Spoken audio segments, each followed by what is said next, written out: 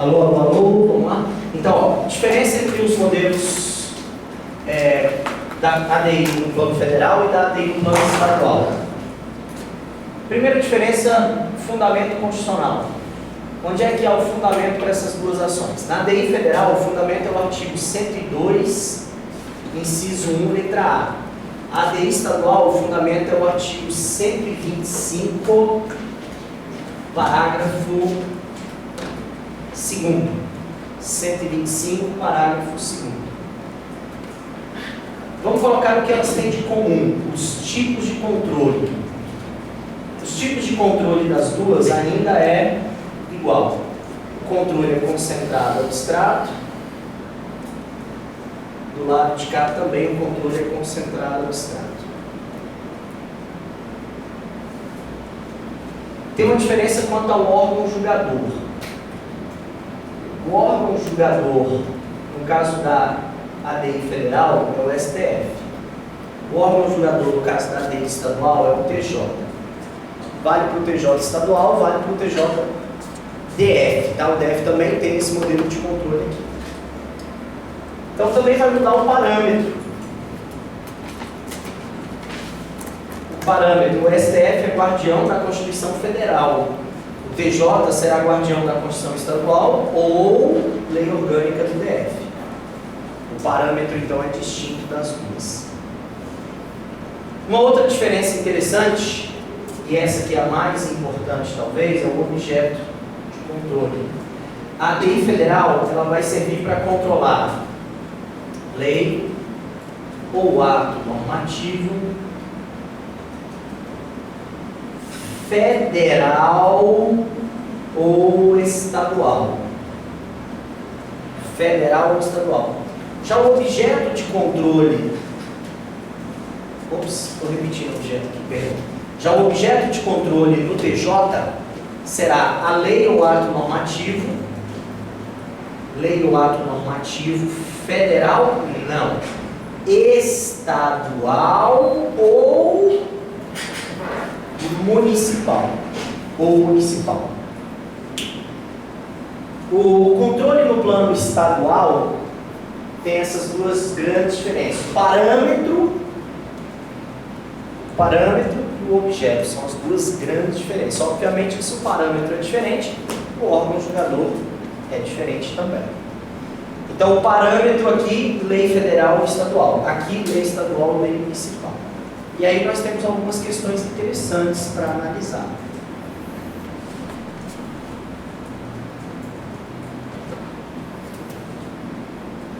Primeira questão interessante que surge, vamos colocar aqui como observação. Seria possível a interposição simultânea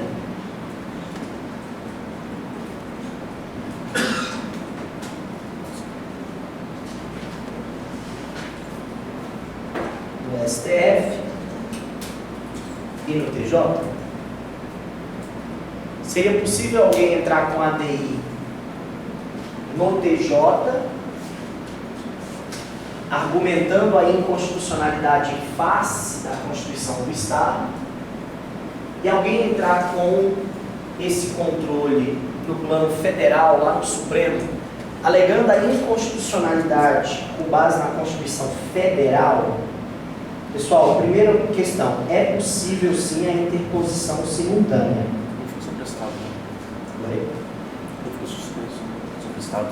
Aí o que vai acontecer quando há uma interposição simultânea?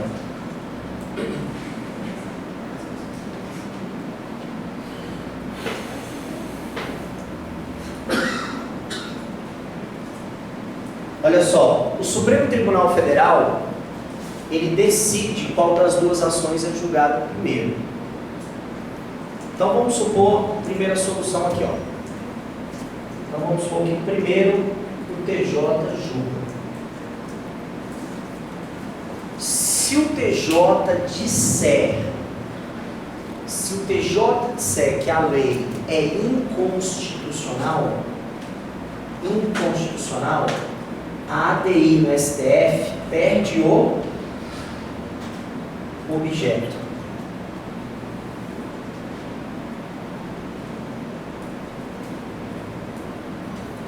Estamos falando, inclusive, dos parâmetros serem distintos, né?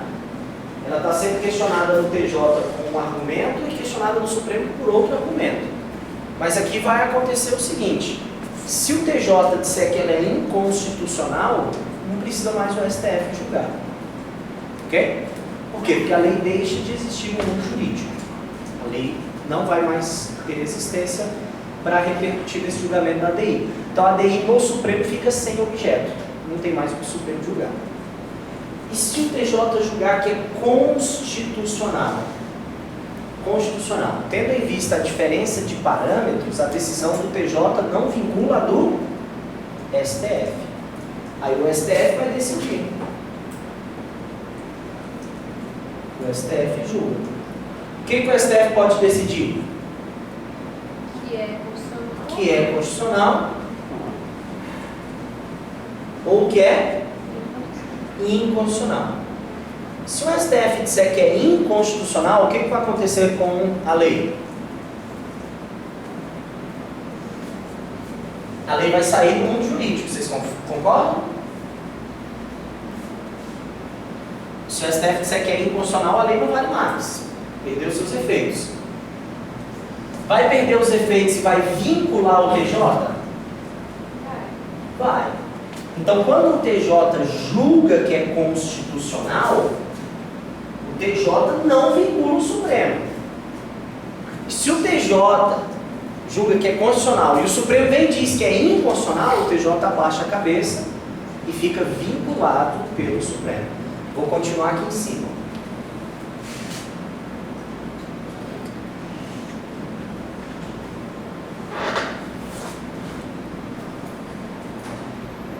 Estranho, professor, pela afirmativa aqui, ó. Diga. O TJ julga inconstitucional. Né? Se o TJ julga que é inconstitucional. Tá, você entra com a lei estadual e a lei federal. Né? Isso. Não seria federal, não é STF. Isso. O STF teria competência para poder falar que não, que era inconstitucional, manter ou não a decisão do TJ. Como se fosse um grau de recurso. Não, aí nós vamos ver essa possibilidade, é outra observação. Ah, tá. Outra observação, calma. Primeira coisa é resolver a questão da interposição simultânea. Outra coisa é, da decisão do TJ, caber recurso ao STF. Porque nesse segundo caso não é um recurso, tudo bem? Está tendo duas ADIs. A ADI no TJ foi julgada, ninguém entrou com recurso. Eu vou falar assim, mas como é que vai perder o objeto da segunda? Tudo bem que o TJ decidiu que é inconstitucional. Mas o STF, como é um órgão superior ao TJ, teria que também decidir sobre aquela. Não, mas vamos raciocinar assim.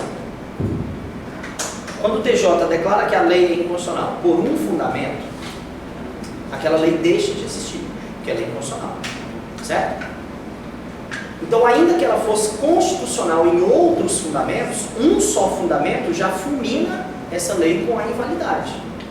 Então, se ela é inválida, não tem por que o STF julgar agora. Mas quando você fala, o TJ julga de acordo com não com a Constituição Federal, mas com a Constituição Estadual. Com a Constituição Estadual. Com a Constituição Estadual. Não entendi. Pessoal, isso aqui vai ser muito objeto de confusão. Qual é o parâmetro de julgamento do TJ? Sempre é a Constituição Estadual. O TJ nunca vai julgar com base na Constituição Federal, em abstrato, porque senão ele estaria usurpando a competência do Supremo, que é o guardião da Constituição Federal. Beleza? Então, segundo caso, o STF julga e o TJ fica vinculado pela decisão do STF. Beleza? Alguma dúvida sobre a questão da interposição simultânea? Que é um negócio complicado, eu confesso, porque são duas ações em dois órgãos distintos, com fundamento distinto, com parâmetro distinto, só que como é o mesmo objeto, uma repercute na outra. A decisão do Supremo em geral é a que prevalece. Claro que se o Supremo julgar primeiro, vamos analisar essa segunda situação, então, segunda situação.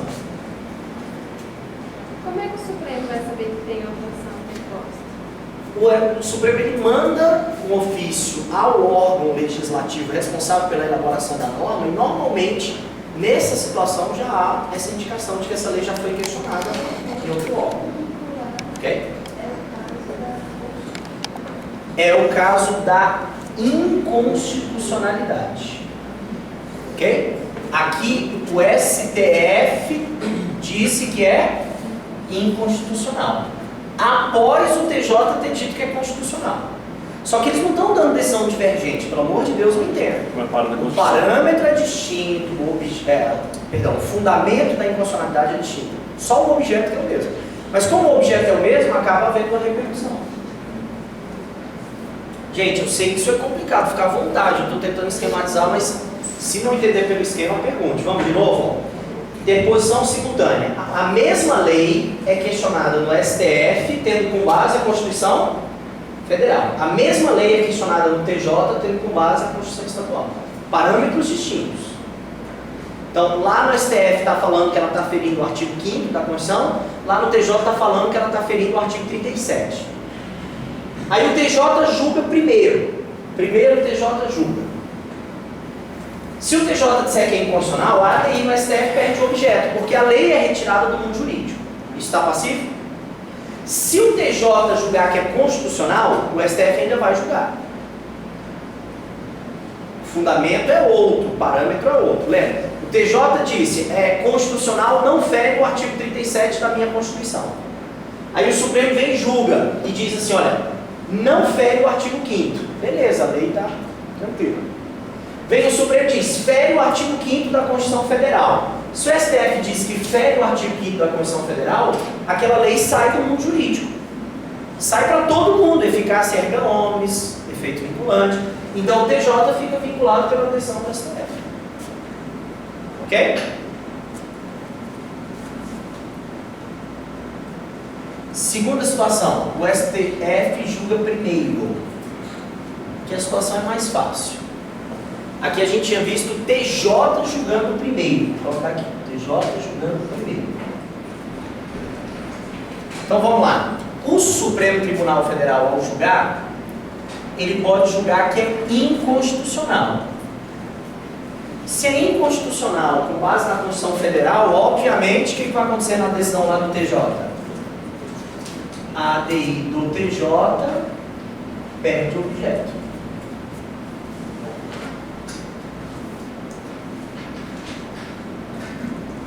E o TJ fica vinculado. Não se esqueçam da vinculação. Jamais o TJ poderá dizer que aquela lei é constitucional, nem os juízes abaixo dele. Se o STF disser que é constitucional, vou deixar aqui bem claro, com fundamento e parâmetro diverso,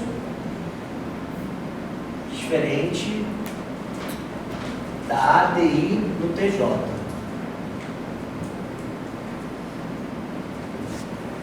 O STF diz que é constitucional. O que pode acontecer? Agora o TJ vai julgar. Porque o TJ não ficou vinculado quanto àquele parâmetro, quanto àquele fundamento.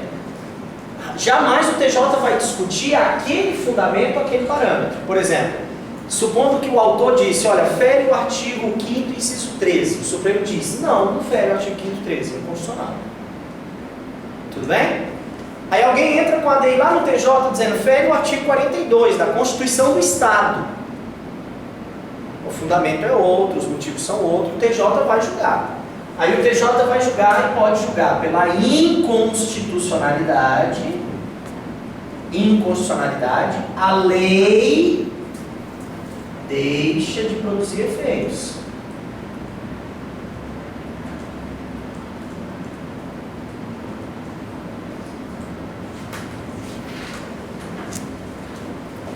Por isso que o STF não gosta de julgar primeiro, porque olha o que pode ter acontecido. O STF julgou o que é constitucional, perdeu um maior tempão julgando. Aí veio o TJ e disse que é o quê? Inconstitucional. Essa decisão do TJ vinculará do Supremo? Deveria, né? Sim, vinculará sim. A lei não vai deixar de produzir efeitos? Não adiantou nada o Supremo ter declarado constitucional com outro fundamento. Aquela lei vai deixar de existir. A lei vai deixar de existir, vai deixar de produzir efeitos. Então, querendo ou não, o julgamento do STF foi o quê? Em vão, inútil. Por isso é normal que o STF determine que o TJ julgue primeiro. Tranquilo? Para evitar que ele gaste esse tempo todo. Segunda possibilidade, não precisa estar aqui, vamos só puxar certinho. O TJ julgar que é constitucional, aí não tem nenhum problema. Então as 4 possibilidades foram estabelecidas. TJ julgando primeiro, STF julgando primeiro, pela IN ou pela COM. Está tudo resolvido aí na questão da interposição simultânea. Observação número 2.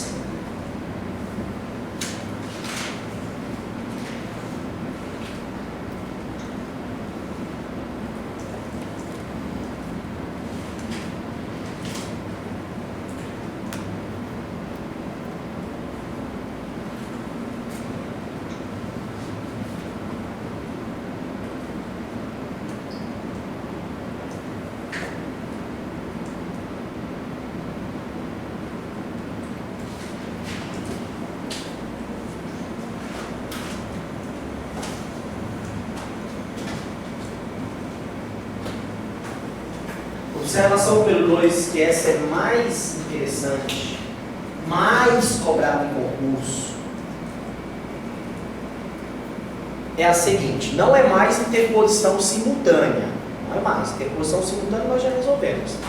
Agora a questão é o seguinte: há uma identidade de parâmetro. Aquilo que a gente chama de norma de repetição ou norma de reprodução. Tem 2 possibilidades. A Constituição Estadual repetiu porque era obrigatório repetir, ou, segunda possibilidade, repetiu porque queria repetir. Então a gente chama de norma de repetição.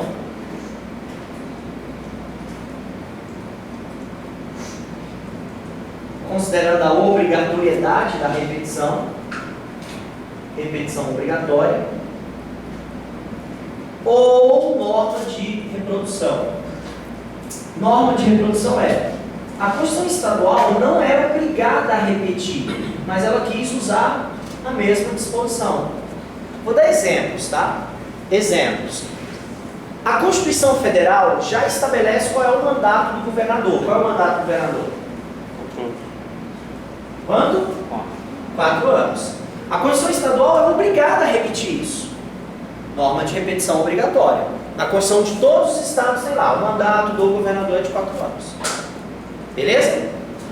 Agora vamos para uma norma de reprodução. A Constituição estabelece que o mandato das mesas na Casa Legislativa é de 2 anos e na Constituição Federal é vedada a recondução para o mesmo cargo na eleição subsequente.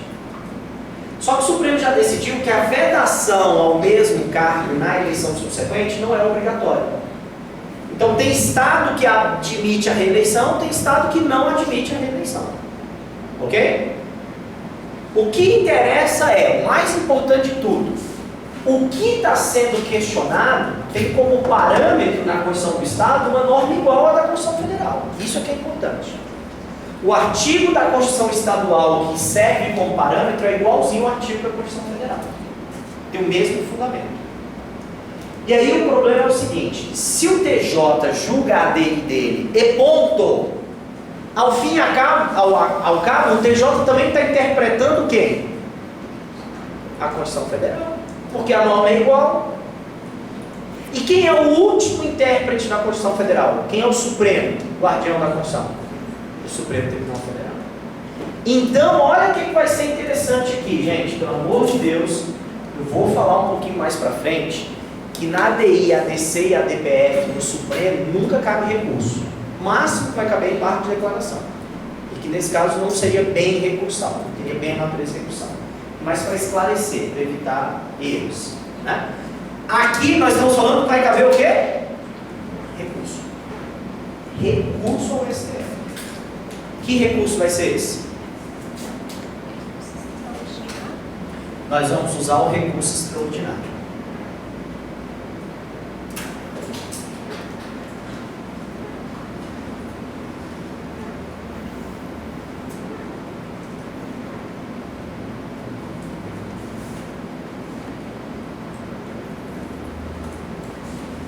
Só que olha o problema. A gente estudou o recurso extraordinário em que tipo de controle? Difuso ou concentrado? Difuso. Concreto ou abstrato? Concreto. Agora nós estamos julgando uma ADI no TJ. Olha aqui nesse quadrinho de novo. Ó. ADI no TJ é controle o quê? Concentrado e do tipo? Abstrato. Concentrado e abstrato. Não é difuso. Então o RE aqui, ele vai mudar completamente sua natureza. Qual vai ser a natureza desse RE?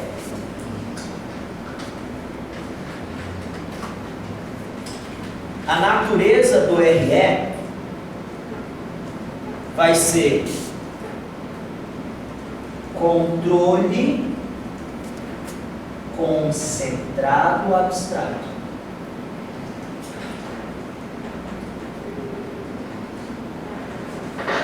E aí, olha que interessante.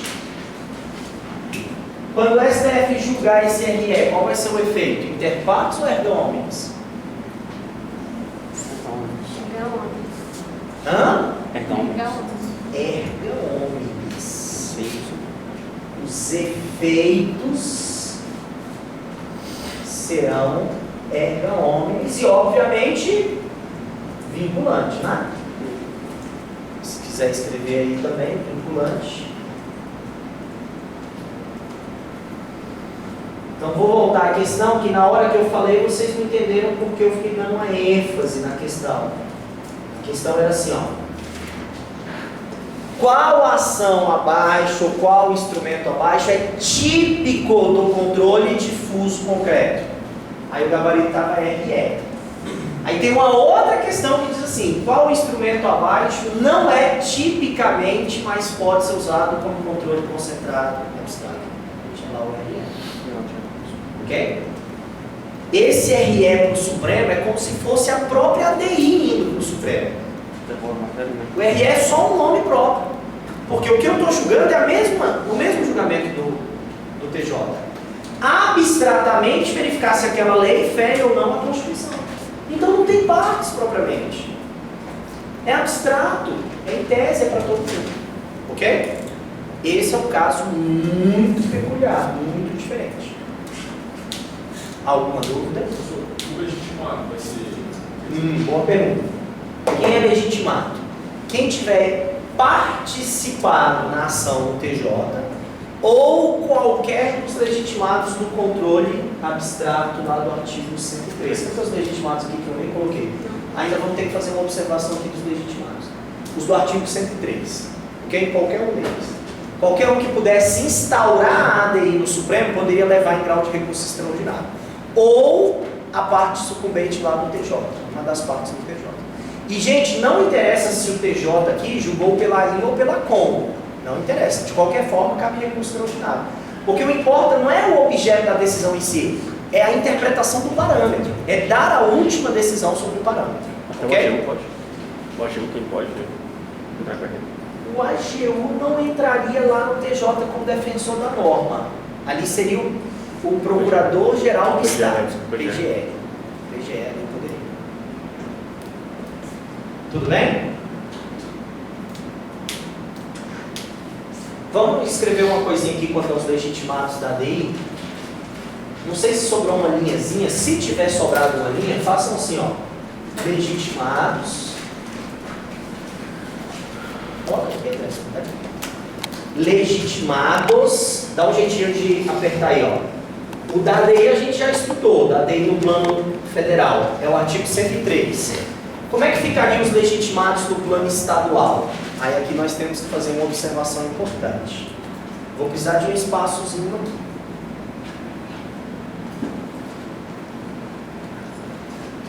A Constituição Federal, ela disse assim, vamos lá no artigo 125, parágrafo 2º? 125, parágrafo 2º. A Constituição diz assim.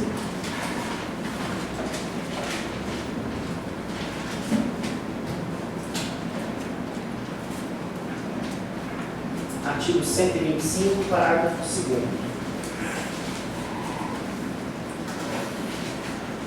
Cabe aos Estados instituir a instituição da representação de inconstitucionalidade. Lembra que representação de inconstitucionalidade é um nome antigo que se dava a ADI. Então, por isso que eu já estou chamando aqui de ADI no plano estadual, porque é uma ADI. Okay? É uma ação direta de inconstitucionalidade. Então, cabe aos estados a instituição da representação de inconstitucionalidade no Tribunal de Justiça. Então, quem é que vai ser o órgão julgador? Tribunal de Justiça. Cuidado que tem gente, acredito que nunca vai ser o caso aqui de vocês, mas principalmente quando não é da área do direito, que não sei por que acha que a competência vai ser do STJ, de fazer esse julgamento. Mas não, quem está abaixo do STF ali, logo abaixo é o STJ, que vai cuidar das leis. Não. Aqui é o órgão estadual que vai fazer esse controle, ok?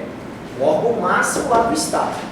Então, cabe aos estados a instituição da representação de inconstitucionalidade contra lei ou ato normativo estadual ou municipal.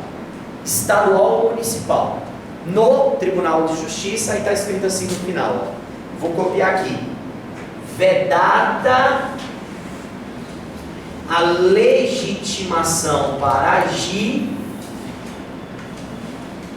a legitimação a um único órgão.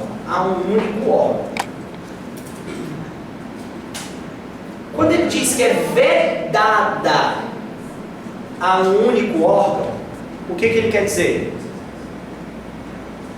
Que tem que ser mais de um. Beleza? Não pode ser só um. Se fosse para ser só um, quem vocês acham que seria o mais lógico?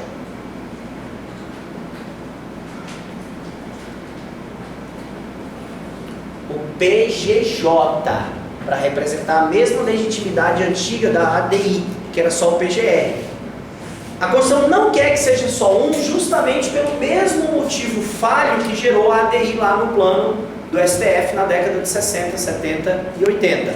Qual foi a falha? Fazer com que só um legitimado para instaurar monopolizasse. Então ela não quer esse monopólio. Ela não quer que seja um único legitimado. Só que ela não estabelece quais são. Aí nós tivemos duas grandes correntes. Uns que pregavam que os estados deveriam respeitar o mesmo modelo federal, chamado simetria, e outro que dizia que não, os estados estavam livres. Qual a corrente que prevaleceu na jurisprudência do Supremo? A da simetria ou da liberdade? Da liberdade. Os estados estão livres para indicar quem são os legitimados. Não são obrigados a seguir por simetria. E aí, gente, caiu pelo menos umas 4 vezes em provas de 2010 e 2011. Poderiam os estados dar legitimidade para a propositura da ADI no plano estadual a um deputado? Caiu pelo menos... Não. O que diz aqui não poder um é para não monopolizar. A pergunta é, podem os estados dar a legitimidade a um deputado? Não só a ele. Pode dar a um deputado? Pode. A um deputado, pode dar a um partido político. Vereador também? Vereador nunca vi. Até porque viraria meio zoneado, não? Ficaria muito bagunçado. Presidente da Câmara Legislativa, da Câmara dos Vereadores, bem possível. Mesa da Câmara dos Vereadores, bem possível. Então, o objetivo aqui não é que seja a interposição como legitimados simultâneos, concorrentes ao mesmo tempo. Não. É só para evitar que seja só um. O rol que vai ser estabelecido, os estados estão livres para criar esse rol. Ok?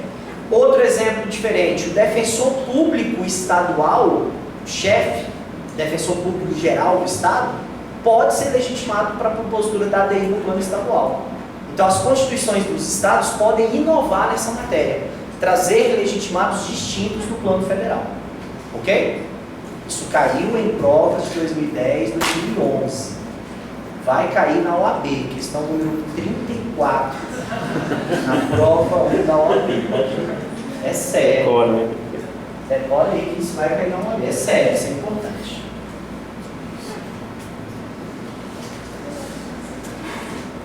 Fechou aí a tabelinha? Aí, então, 125 aí. Artigo 125, parágrafo 2º.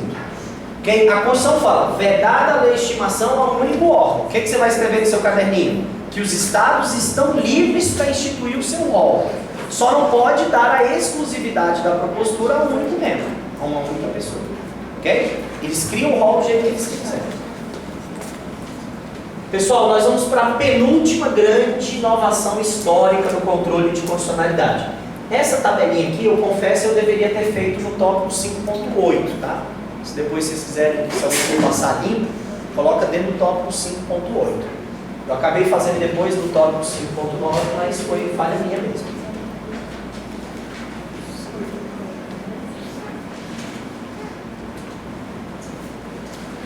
Então, penúltima grande inovação, 5.10, as leis 986